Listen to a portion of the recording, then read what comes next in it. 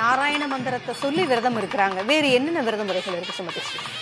நாராயணா என்கிற மந்திரத்தை சொன்னால் என்னவெல்லாம் கிடைக்கும் என்று இந்த ராப்பத்து விழாவை தொடங்கி வைத்த திருமங்கையாழ்வாரே பாடுகிறார். நாராயணா அப்படின்னு சொன்னா என்னெல்லாம் கிடைக்கும்? குலம் தரும், செல்வம் தந்திடும், அடியார் படுத்துயர் ஆயினையெல்லாம் நிலம் தர செய்யும், நீள் விசும்பு அருளும், அருளோடு பெருநிலமளிக்கும், வலம் தரும் மற்றும் தந்திடும், பெற்ற தாயினும் ஆயின செய்யும், நலம் தரும் சொல்லை நான் கண்டு கொண்டேன், நாராயணா என்னும் நாமம். இந்த உலகத்துல என்னென்ன நல்ல விஷயங்கள் இருக்கோ அனைத்தையும் கொடுத்து பெற்ற தாயினும் நல்லது செய்யும். அது ஏன் தாயினும்னு சொன்னார்? குழந்தை அழும்போது அம்மா பக்கத்து அறையில இருந்தாங்கன்னா ஓடி வர்றதுக்கு சில நொடிகள் ஆகும்ல.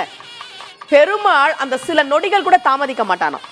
பக்தனுக்கு ஒரு கஷ்டம்னா உடனே ஓடி வந்துருவானா. அதனாலதான் எல்லாம் கிடைக்கும் என்று திருமங்கையாழ்வார் ரொம்ப அழகா நாராயணான்னு சொன்னா கிடைக்கக்கூடிய நன்மைகளை பட்டியலிடுகிறார். இந்த வைகுண்ட ஏகாதசி விரதம் என்பது பொதுவா தசமி திதியிலேயே விரதத்தை தொடங்கிடணும்.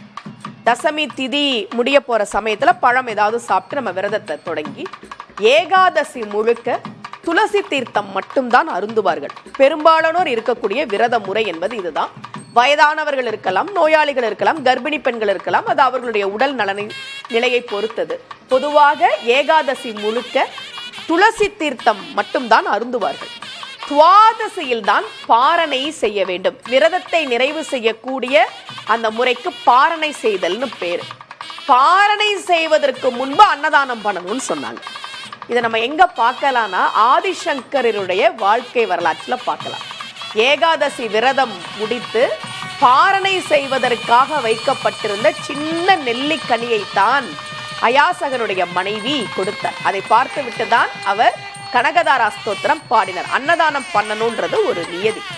பாரணை செய்கிற போது என்னெல்லாம் சாப்பிடணும்னு சொன்னாங்க. அதுல முக்கியமா அகத்திக்கீரை கண்டிப்பா இருக்கணும், நெல்லிக்காய் இருக்கணும், சுண்டக்காய் இருக்கணும். எதுக்கு இதெல்லாம் சொன்னாங்க?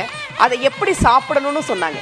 நெல்லிக்காயை துவையல் பண்ணி சாப்பிடணும் அல்லது பச்சடி பண்ணி சாப்பிடணும்.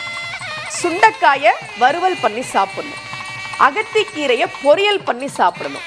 துவாதசி பாரணை செய்கிற போது தசமியில ஆரம்பிச்சு ஏகாதசி முழுக்க விரதம் இருந்து துவாதசியில் பாரணை செய்கிற போது கண்டிப்பா இதெல்லாம் இருக்கணும்னு ஏன் வச்சாங்க தெரியுமா?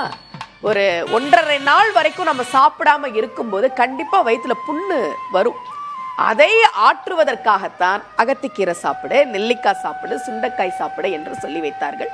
பொதுவான விரதம் என்பது தசமி திதியில் ஆரம்பித்து ஏகாதசி முழுக்க விரதம் இருந்து துவாதசியில் பாரணை செய்கிற முறை. இப்படி விரதம் இருந்து வழிபடுபவர்களுக்கு எண்ணற்ற பெருமைகளை தரக்கூடியவராக நாராயணன் இருக்கிறார். அதனால்தான் சகோதரர் சொன்னது போல திருக்கோஷ்டியூர் சௌமிய நாராயண பெருமாள் கோவிலுடைய உச்சியில் ஏறி ராமானுஜர் திருக்கோஷ்டியூர் நம்பி நீ சொல்லக்கூடாது என்று சொன்ன பிறகும் நாராயண மந்திரத்தை உபதேசம் செய்தார். அந்த கோவிலுக்கு நம்ம கோபுரத்துல மேலே ஏறி போய் பார்க்க முடியும். புதிய தலைமுறை நேயர்களுக்காக சொல்கிறேன், எப்போதாவது நீங்கள் திருக்கோஷ்டியூர் சௌமிய நாராயண பெருமாள் கோவிலுக்கு போனால் ராமானுஜர் எப்படி கோபுரம் மேல ஏறினார் அப்படின்னு நம்ம எல்லாம் ஆச்சரியமா பார்ப்போம். அதற்கு வழி வச்சிருக்கிறாங்க. நம்ம கோபுர உச்சியில் ஏறி நாம் அதை பார்க்க முடியும். அடுத்தடுத்த கோவில்களில் சொர்க்கவாசல் திறப்பதற்கான ஏற்பாடுகள் நடந்து கொண்டிருக்கிறது. நம் பெருமாள் அங்கே சொர்க்கவாசல் கடப்பதற்காக காத்து கொண்டிருக்கிறார்.